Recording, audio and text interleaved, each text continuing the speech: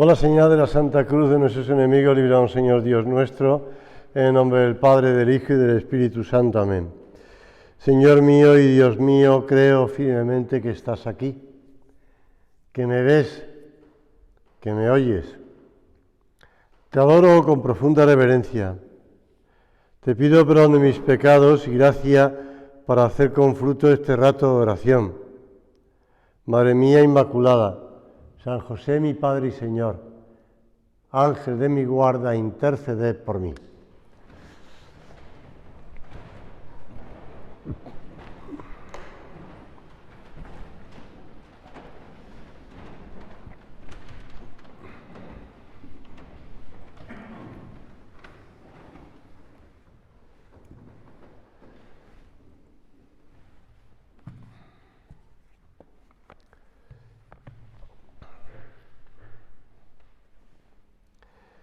Pentecostés era una de las tres grandes fiestas judías. Muchos israelitas peregrinaban a Jerusalén en estos días para adorar a Dios en el templo. El origen de la fiesta se remontaba a una antiquísima celebración en la que se daban gracias a Dios por la cosecha del año, a punto ya de ser recogida. Después se sumó en ese día el recuerdo de la promulgación de la ley dada por Dios a Moisés en el Sinaí. Y por tanto se celebraba 50 días después de la Pascua. Nosotros tenemos presente esa fiesta judía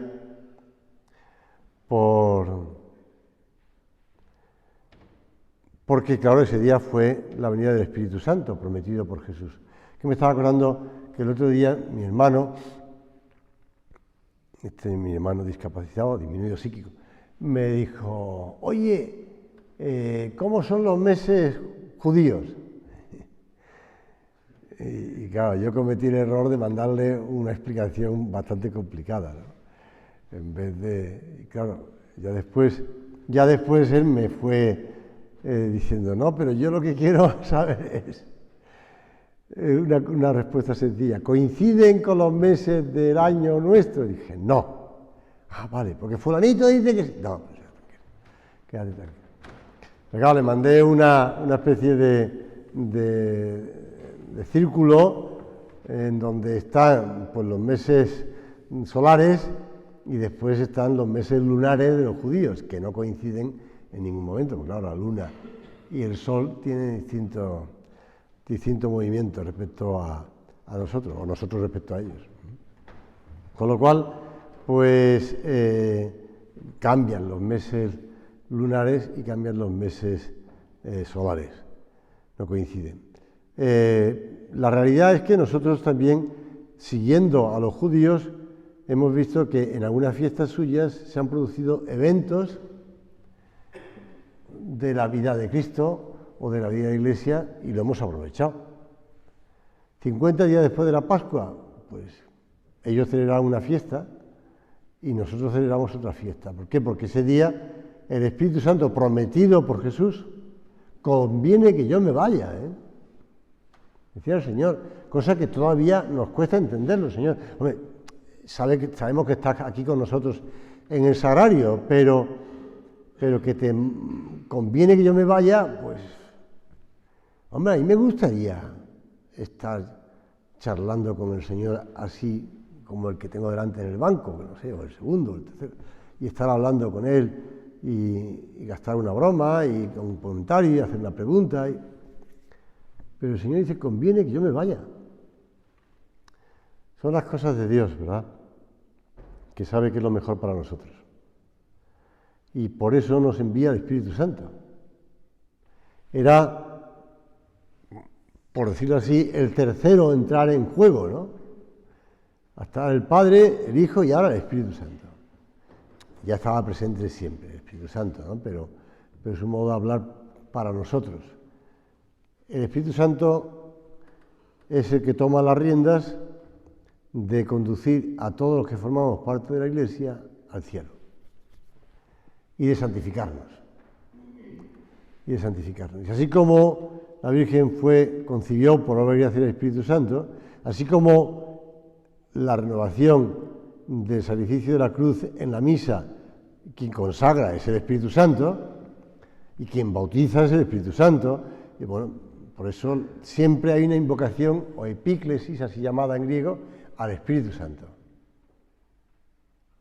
Al Espíritu Santo, porque es el que consagra, es el que nos va santificando, porque es templo del Espíritu Santo. El hecho es que ese día un viento impetuoso, un ruido como de viento impetuoso que irrumpe toda la casa y llenó toda la casa en la que se hallaban.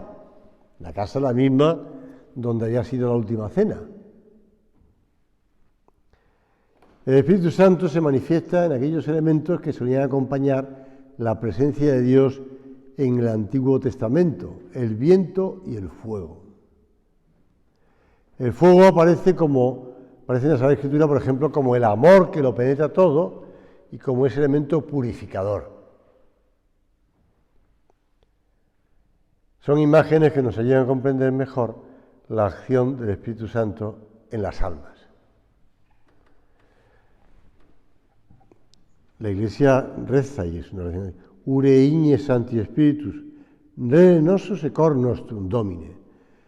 Señor, quema con tu fuego de tu Espíritu Santo nuestras entrañas y nuestro corazón.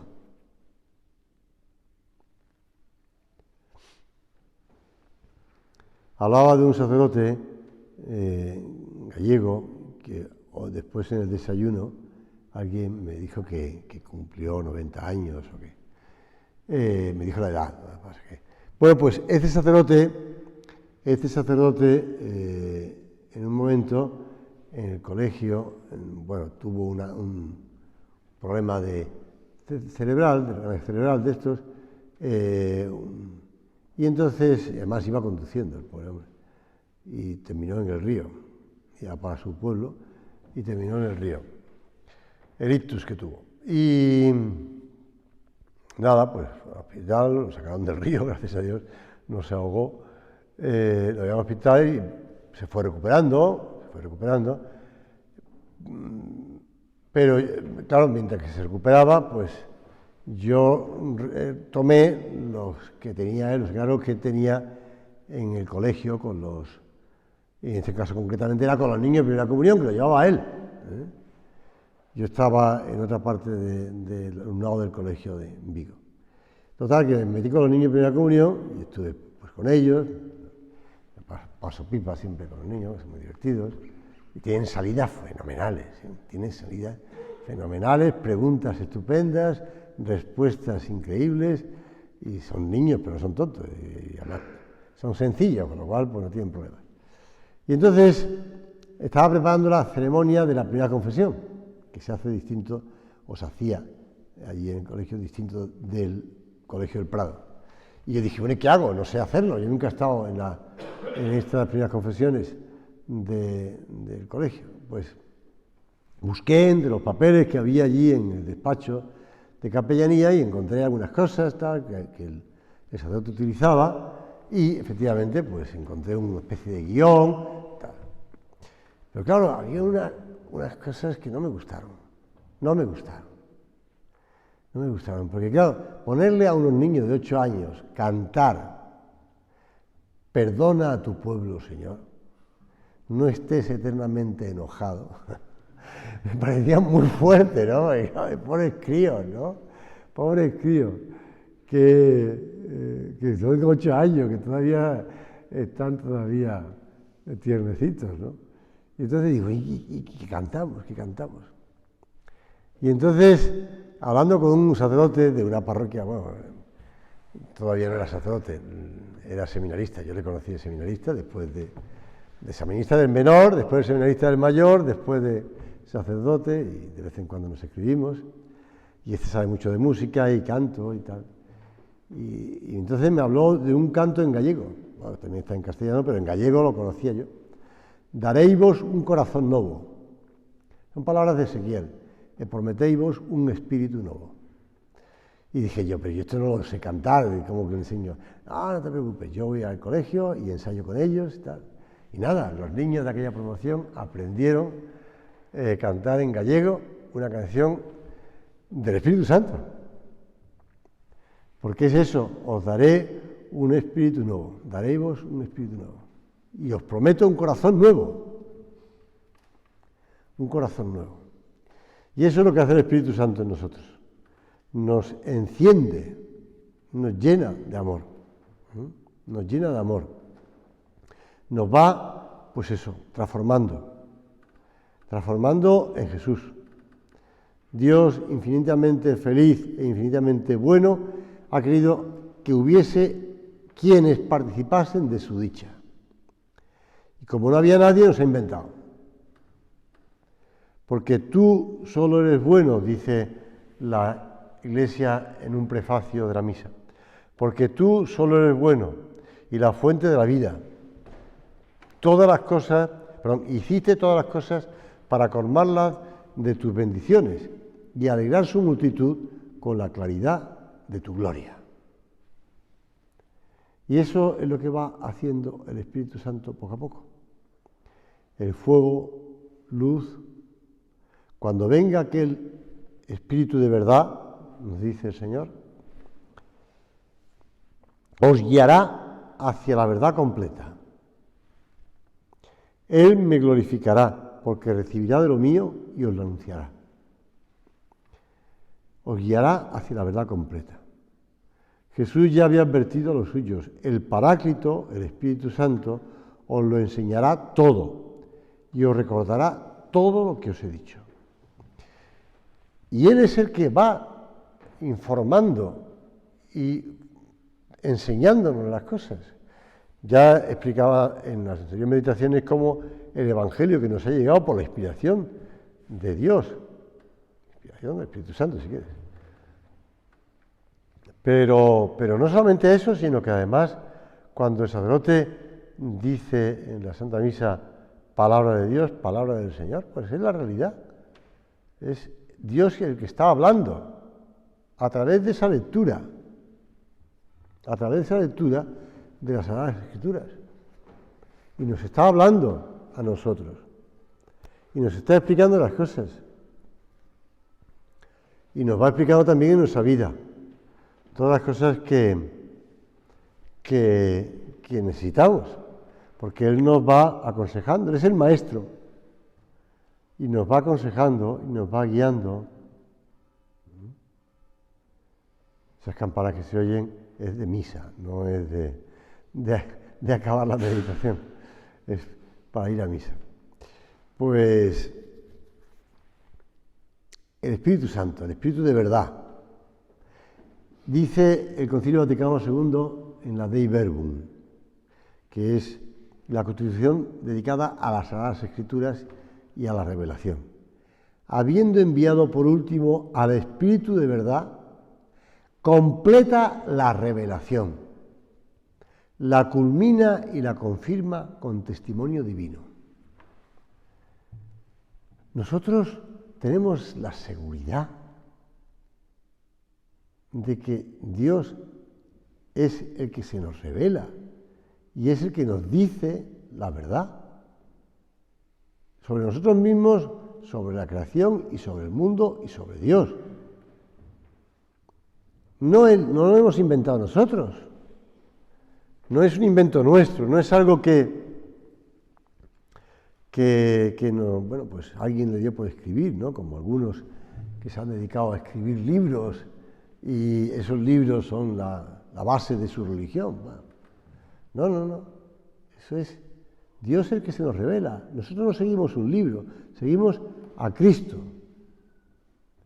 Dios hecho hombre, concebido por obra y gracia del Espíritu Santo. Y Dios es el que interviene en la vida de los hombres. Por eso tener esa confianza en que Dios no nos quiere engañar. Esto es contado por el sacerdote de Coruña, creo, tengo mis dudas, pero yo creo que sí. Una niñita le estaba hablando de las ballenas a su maestra. Y la profesora le dijo que era físicamente imposible que una ballena se tragara a un ser humano, porque aunque era un mamífero muy grande, su garganta era muy pequeña. La niña, lógicamente, insistía y afirmó que Jonás había sido tragado por una ballena. Irritada, la profesora le repitió que una ballena no podía tragarse a ningún humano, físicamente era imposible. Y la niña le dijo: cuando llegue al cielo le voy a preguntar a Jonás. Y la maestra le preguntó: ¿y qué pasa si Jonás se fue al infierno? Ah, entonces le pregunta a usted.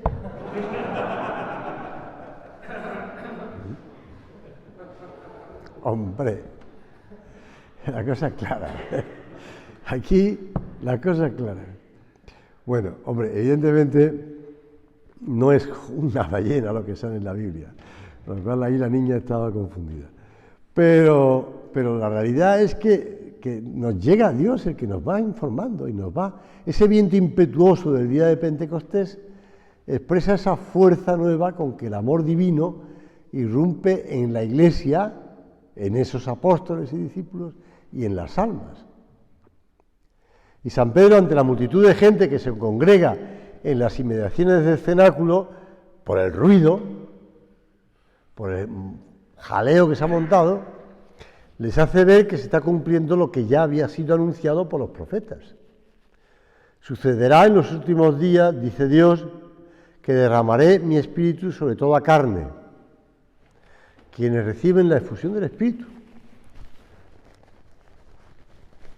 Como sabéis, los primeros cristianos, cuando argumentaban ante los judíos que Cristo se cumplían las Escrituras y los profetas y las Escrituras, pues claro, argumentaban con la Biblia y utilizaban la Biblia que habían traducido los propios judíos en Egipto, la llamada traducción de los 70, porque según se decía eran 70 ancianos que habían coincidido en el mismo texto, de traducción del hebreo al griego.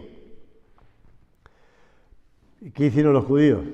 Cuando veían que los cristianos les argumentaban con la Biblia así llamada de los 70, o Septuaginta, en griego, pues dijeron: no nos vale esta Biblia. Y se dedicaron ellos a traducir otra al hebreo. Pero la Biblia hebrea que tienen ellos ahora mismo, la que utilizan, esa es una traducción hebrea realizada siglo III, acabada siglo III después de Cristo. Bueno, no les convencía, no querían dejarse convencer. Bueno, muchos sí. Y ahí dice San Pablo que al final se convencerán los judíos. Le pedimos eso también al Espíritu Santo, pero que no sea pronto, porque si no será el fin del mundo. El Espíritu Santo infunde en nuestra alma una vida nueva. Daréis un espíritu nuevo, y prometéis un corazón nuevo. Un espíritu nuevo, una vida nueva. Una vida nueva que está impregnada por ese mandamiento nuevo del Señor, ¿verdad? Y que lleva a ese decir de Tertuliano, que decían de los primeros cristianos: mirad cómo se quieren. Tertuliano cuenta una cosa interesante. Tertuliano era un cristiano un poco, y teólogo, un poco rígido, bastante rígido. De hecho, se apartó un poco de la Iglesia en algún momento por su rigidez, porque no admitía que los cristianos que en las persecuciones se doblegaban al empeño del emperador de sacrificar a los dioses, etcétera, etcétera, y que después se arrepentían, fuesen admitidos en la Iglesia de nuevo. Tertuliano decía que no. Los llamados lapsi, arrepentidos. Pero bueno, Tertuliano decía una cosa muy interesante. Existía entre los primeros cristianos una costumbre llamada la extasio, es una palabra latina, que es un término castrense, que significa estar de guardia.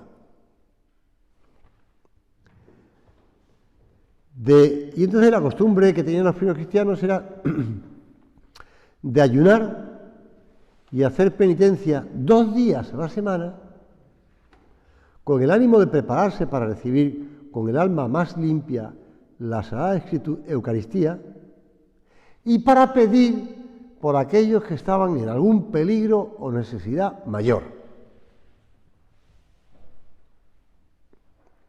Por ejemplo, sabemos que San Fructuoso sufrió martirio en un día en que estaba ayunando, en que ayunaba porque era su estacio, o si quieres, su día de guardia, vamos.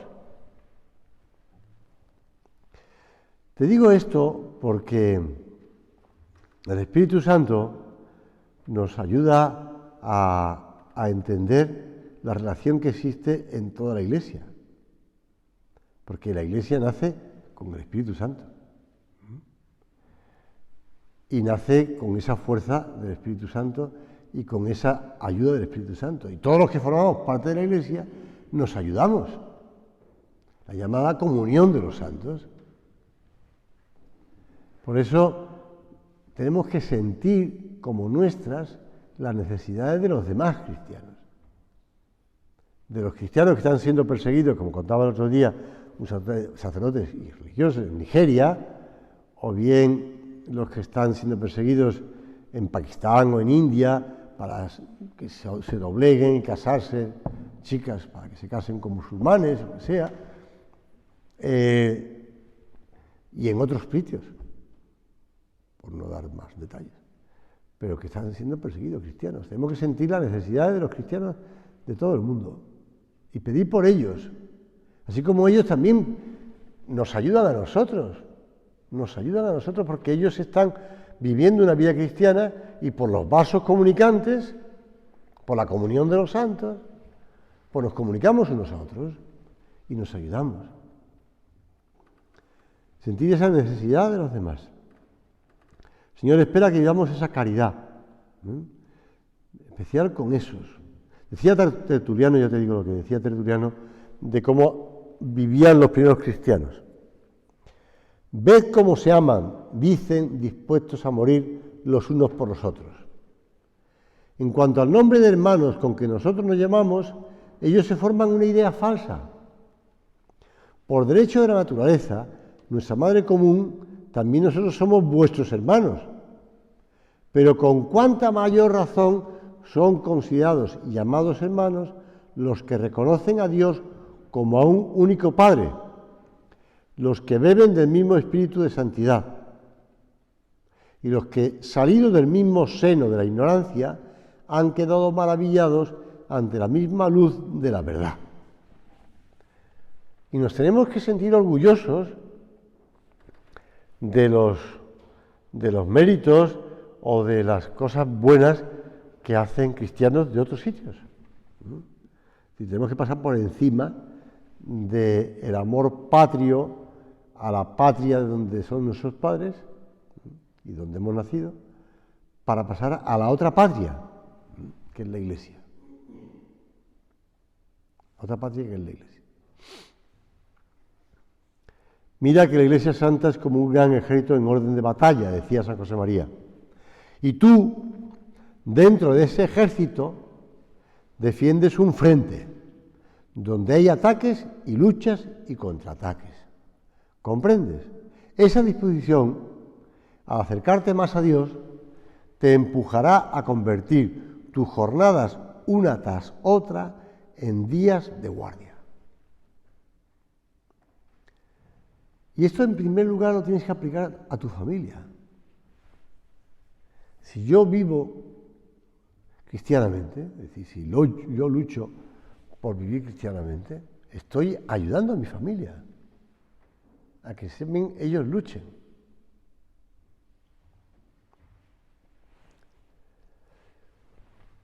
Vale la pena, Vale la pena. Está ahí escrito en una tabla a la salida del anteoratorio.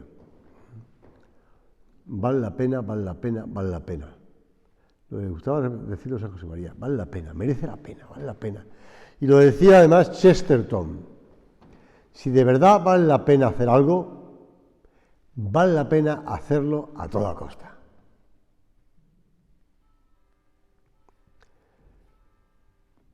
Vamos a... Todavía es el segundo toque, como sabéis. Son 3 toques, ¿no? 3 toques. No es la hora todavía.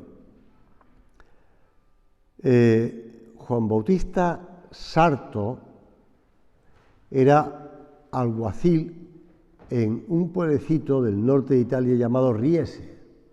Riese. Pequeño y humilde como la mayoría de los que había en toda aquella zona a mediados del siglo XIX. Aquel hombre vivía de su modesto empleo en el ayuntamiento, de su trabajo en un pequeño huerto y de lo que le proporcionaba el cuidado de una vaca. Su mujer Margarita trabajaba como costurera. Tenían 10 hijos, aún pequeños. El mayor, Beppino, parecía un chico despierto. Era una pena, pensaba, que esa inteligencia se perdiera, pero él no tenía dinero para dar estudios a ninguno de sus hijos. Un día de 1844 se plantó en su casa el coadjutor o el vicario de la parroquia. Le dijo que habría que enviar a Beppino a estudiar a Castelfranco, porque el chico quería ser sacerdote. Su padre se angustió un poco. ¿Qué podía hacer él, un pobre alguacil del pueblo, sin más recursos que su huerto y su vaca, con tantos hijos a la mesa? Él esperaba además que Beppino empezara a ayudarle pronto a sostener a la familia trabajando. No se le ocurrió mejor solución que redoblar su trabajo para costearlo, aunque de todas formas Beppino tendría que ir y volver a pie todos los días de Riese a Castelfranco. Dicho y hecho, y su hijo madrugaba y volvía de noche. Estaba a 7 kilómetros el pueblo. Y además venía con los pies magullados porque se quitaba los zapatos, las sandalias, para no gastarlas en el camino. A la madre se le partía el corazón al verle llegar así, pero no había más remedio. Y pasó el tiempo. Y el chico terminó muy bien sus estudios en Castelfranco y tenía que continuarlos. Acudió al párroco. Todos querían sacar adelante la vocación de Beppino, pero ¿qué más podían hacer? Y el párroco tuvo una gran idea. Don Fito, que se llamaba, escribirían al arzobispo de Venecia, que era de Riese además, del pueblecito de Beppino, y procedía también de una familia humilde, el patriarca de Venecia, mamma mía. Aquellas palabras sonaban imponentes y casi inaccesibles en sus oídos, pero la escribió, el párroco la escribió. ¿Qué hay, pensaba, que un padre no haga por un hijo que quiere ser sacerdote? Pasaron las semanas cuando llegó la carta y no se atrevían a abrirla. Les temblaba el pulso. Fueron corriendo a buscar al párroco. Don Fito leyó. El cardenal de Venecia concedía una beca para que su hijo estudiara en Padua o en Padua. Aquello era un portillo de luz en medio de su pobreza. Para hacerle la sotana, su mujer tuvo que llevar un viejo colchón al monte de Piedad de Castelfranco. Siguieron las desgracias porque el pobre alguacil falleció poco tiempo después y Beppino vio con el corazón destrozado cómo su madre tuvo que trabajar aún más de día y noche para sostener a la familia numerosa sin contar con su ayuda. Pero ella lo hizo. Y un día el pequeño Beppino llegó a ser cardenal de Venecia. Es más, llegó a ser papa, San Pío X. Te cuento esto porque es una historia sencilla, llena de sacrificios, llena de fe. La vida de los santos es así, no es una vida pues extraordinaria, de grandes milagros, de grandes sucesos, es una vida ordinaria, pero van correspondiendo a la acción del Espíritu Santo. Aunque pueda parecer cosas sorprendentes, cosas llamativas, cosas. Vamos a pedirle a la Santísima Virgen, como siempre al terminar la meditación, que ella, que es esposa de Dios Espíritu Santo, nos guíe y nos ayude. Y nos ayude eso, a corresponder a la acción del Espíritu Santo como ella, hágase en mí según tu palabra. Estaba diciendo al ángel, al arcángel, hágase en mí según tu palabra. Pero en el fondo le estaba diciendo al Espíritu Santo que sí, que ella quería ser la Madre de Dios. Y concibió por obra y gracia del Espíritu Santo.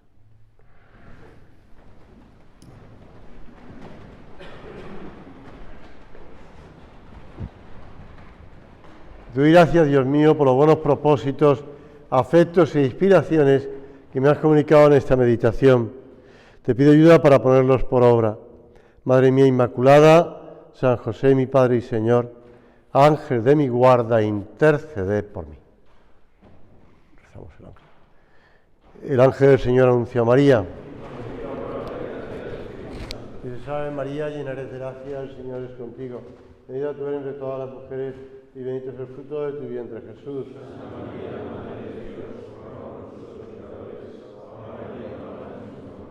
He aquí la esclava del Señor.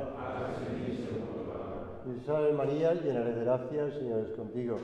Bendita tú eres entre todas las mujeres y bendito es el fruto de tu vientre, Jesús.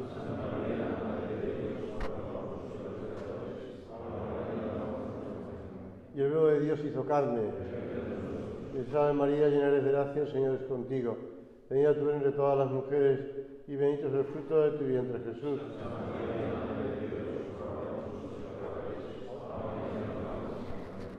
Ruega por nosotros, Santa Madre de Dios. Oremos, infunde, Señor, tu gracia en nuestras almas.